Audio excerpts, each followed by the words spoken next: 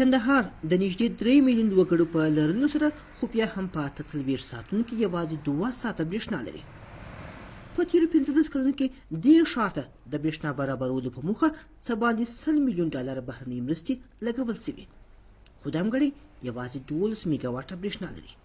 اوسېدونکي له دې لارې ځان ته برېښنا برابروي. چې یو غړپ اوبه نه لرو، برق نه لرو، برق مو د شپې راځي 1 ساعت، بعد 1 ساعت بیا موږ برق نه لرو، یوه ورځ خو بالکل شته رانه. د برېښنا نشت دلته کاروبار هم اغېزمن کړی دی. دلته زموږ کاروبار ګډه د برق سره دی. زموږ په کندهار کې برق ګر سره نشته، د برق پر برابر په 2 میاشتې برقي شی ګر سره خرڅ کړی نه دی. د دایمي برېښنا نشتوالي د کندهار د ختیځه څنډه کې د صنعتي پارک تولیدي چارې هم اغېزمنې کړي دي. د ملکو په نوم د لبنیاتو د تولید دا فابریکه هره ورځ زرګونه لیټره شیدې پروسس یا چاړوي او د خپل تولیداتو د خوندي ساتلو لپاره 4 ساعته برېښنا ته اړتیا لري.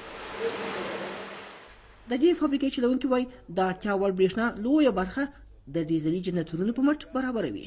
په جنریټر باندې کمپنۍ هیڅ کله نه چلیږي، ځکه موږ 14 ساعته نور برق ته ضرورت لرو. زموږ جنسونه باید 4 ساعته برق کړي، که 2 ساعته برق نه وي او موږ دغه تولیدات چې دي دا د منځه ځي، خرابېږي، کیفیت یې د منځه ولاړی. په 2003 کال د کندهار صنعتي پارک نږدې 10 فابریکې وې چې له کجکي برېښنا بند څخه 10 میګا واټه برېښنا ورکول کېده. په تېرو 15 کلونو کې د برېښنا د نشت له کبله 2 ځله دغه فابریکې د 2 میاشتو لپاره له فعالیته لوېدلي. په 2010 کال د امریکا حکومت په مالي مرسته د کندهار د دغه تولیدي فابریکو د بیا فعالولو لپاره د 350 میلیون ډالرو په لګښت 10 میګا واټه حرارتي برېښنا برابر کړه، خو دا پروژه یوازې 4 کاله وه. موږ فعلا په دغه 8 میګا واټه باندې 1200 کسه په کار اچولي دي.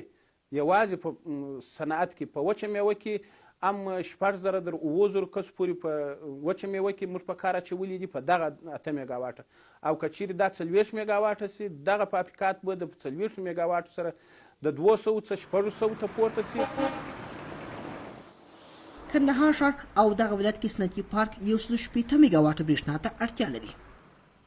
د سولر یا لمریزې برېښنا دا پلانټ یو د هغو څو پروګرامونو څخه دی چې افغان حکومت غواړي له اړخه یې دې ښار ته برېښنا برابره کړي. د همګړۍ په کندهار کې د 40 میګا واټه لمریزې برېښنا پر 2 دا ډول پروژو باندې کار روان دی چې تمه کېږي 15 هغه به یې تر راتلونکو 2 میاشتو پورې ګټې اخیستنې ته وړاندې سي. دا په افغانستان کې د برېښنا د لیږد د حلقوي ځنځیر یا ملي پروژې برخه ده چې د همګړۍ د سیند د لګېدو چارې له غزني څخه بیا تر کندهار پورې روان دي. تمه کېږي چې د دې پروژې په بشپړېدو سره به وارداتي برېښنا زابل او کندهار ته هم راورسول سي او په ځینې بیروني حالاتو کې به په کجکي فابریکه کې تولیدېدونکې برېښنا د افغانستان ځینې نورو برخو ته هم ورسول سي. کندهار او هلمند ته د برېښنا برابرولو بله سرچینه د کجکي بند. افغان حکومت د دغه بند د تولیدي برېښنا د کچې لوړولو لپاره د 180 میلیون ډالرو په لګښت د بند پراختیایي چارې پیل کړي.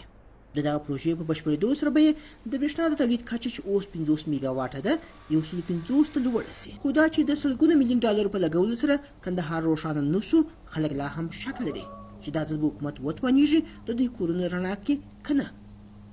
مامون درانۍ، BBC کندهار.